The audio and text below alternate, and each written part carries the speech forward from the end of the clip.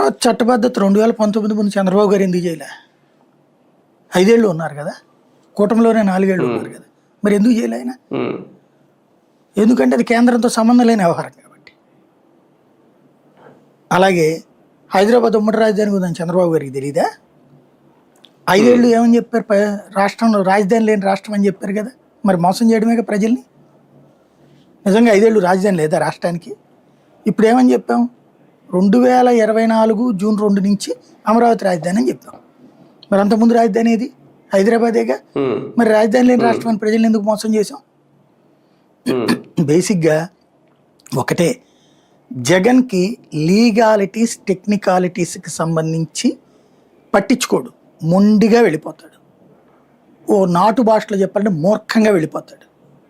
ఆ లీగాలిటీసు టెక్నికాలిటీస్లో జగన్ని ఎట్టా ఇరికిచ్చాలో చంద్రబాబుకి తెలుసు. తనలోని ఆవేశాన్ని ఎలా వాడాలో చంద్రబాబుకి తెలుసు బేసిక్గా.